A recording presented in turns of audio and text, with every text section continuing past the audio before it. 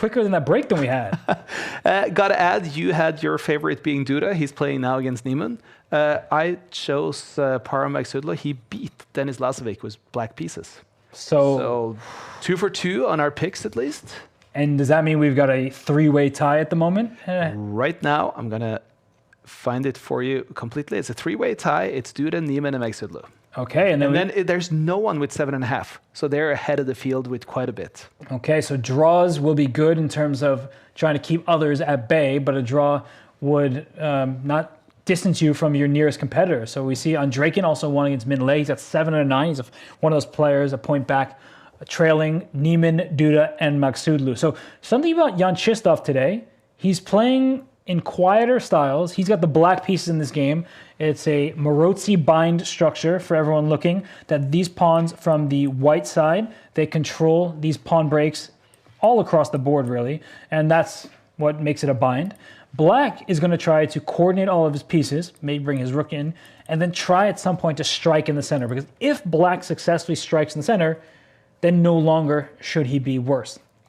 And white is just concentrating all of the energy, all the firepower into the middle, and yeah, this is looking like it's good for Hans right now. He's controlling everything, and Hans, he's focused. He really wants to take down Jan-Krzysztof because Hans wants to get back the Esports World Cup, and Duda, I mean, he's pulling a Hans from earlier. He's dancing a bit. Now Hans as well. Both players, they seem to be talking to themselves, or at least willing themselves to play better chess, and it's Hans with the early lead on the clock. So you'd like to ask this question about how much does the clock matter? I think when you're playing Hans Niemann, he just showed that he's a speed demon.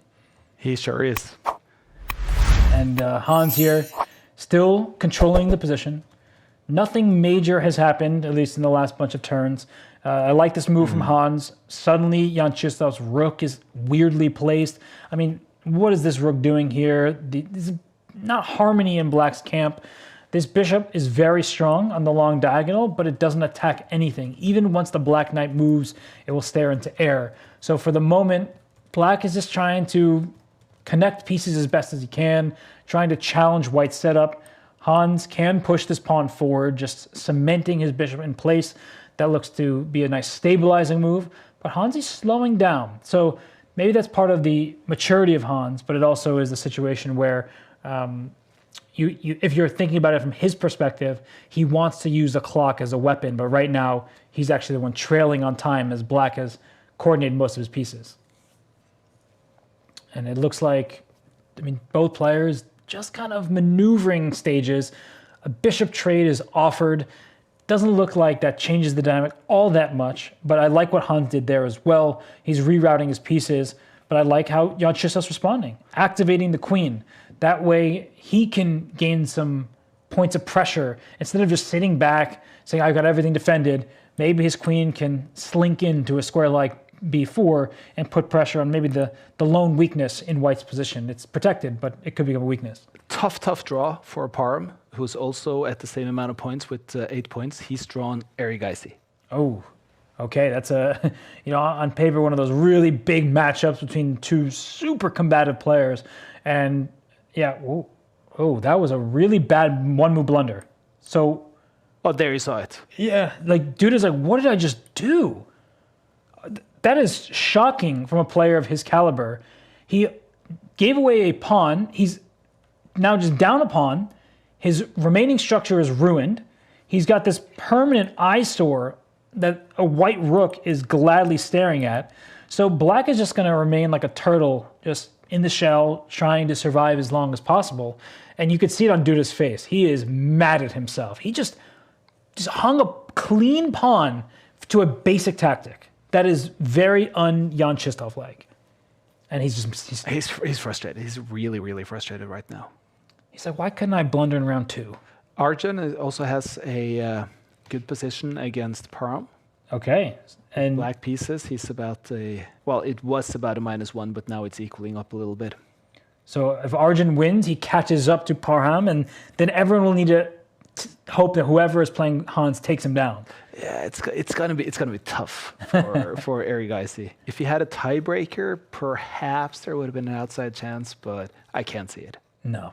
For him, the tiebreaks are doing him no favor. Same with Jan Nepomuceno as well. But I will add that game has completely turned around right now, and right now there is instead a Parham that is making some queen moves that seem to be unexpected. Okay.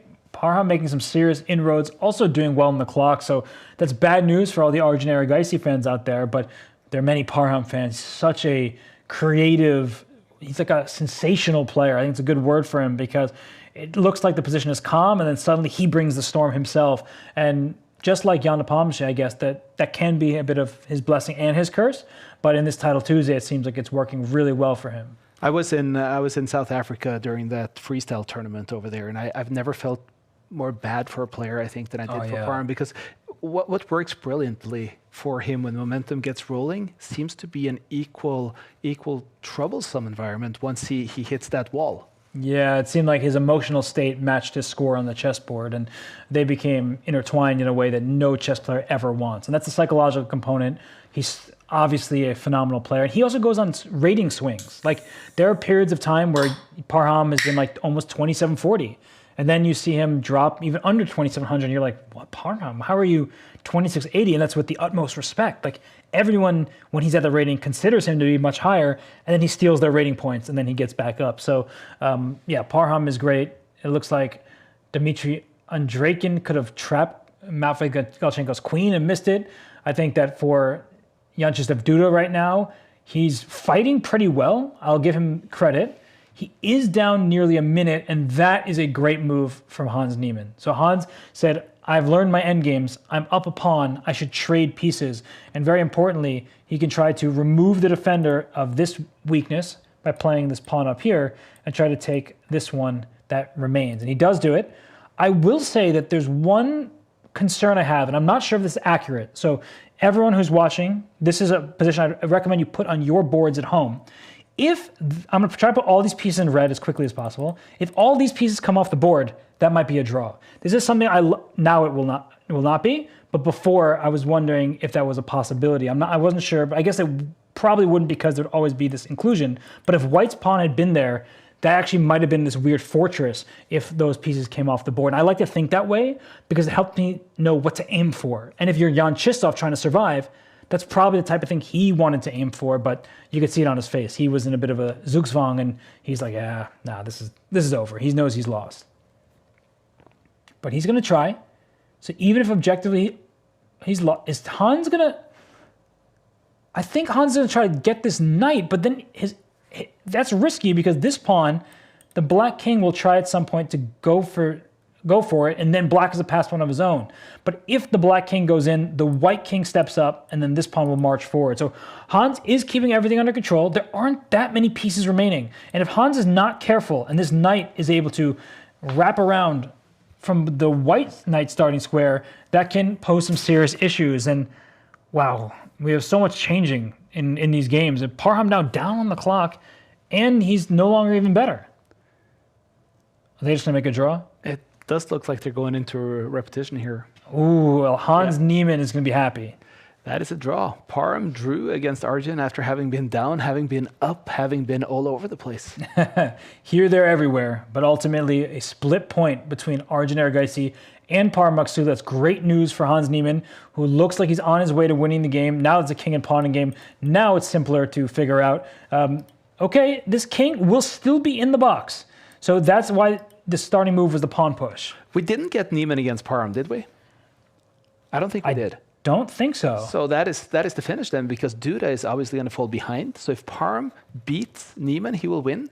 If Niemann can secure a draw, he's going to win. And I love that when the last game, you kind of know all the outcomes. Oh, that's fantastic for the state of the tournament. I think Duda, obviously... Oh, wait a second. Hans Niemann made a huge mistake. He thought he was pressing forward. I often say it's about pawn quality, not quantity, but now this pawn becomes a queen as well. So Hans Niemann is going to rely on the clock. We saw Jan-Krzysztof Duda escape against Denis Lazarev from a losing position. Right now, it is objectively, it should be a draw, and this is going to be a check. If it could be another check, he wants to scoop up this pawn, but Jan-Krzysztof Duda has to play some of the best bullet chess of his life because he is now down under 8 seconds. Checks are coming. He's going to have to keep running away, and at some point, he wants to counter check. If he's in check, he goes to check with his queen, but he's gonna bring his king and queen close together. It's very smart stuff from Duda. The king is going, he's pre-moving. Now Hans Niemann under 9 seconds. Hans not playing this very quickly. Hans may want to draw soon. Okay, the king's going back and forth. Be careful, both of you. King goes back, there's a check. You're gonna block with check, counter check. The queens come off. Jan-Krzysztof survives that game. Can you believe it? That is crazy. And that means that we don't get that finish we were talking about where everything's up in the air, because suddenly Duda is very, very, very much back in the game. How resilient is Jan-Krzysztof Duda? He was seemingly... look at the guy. He's laughing at himself, and he's like, I simply cannot believe that I did not lose that game. Sorry for the double negative, but, you know, whatever. As long as he doesn't have a 0 next to his name, he is a happy man.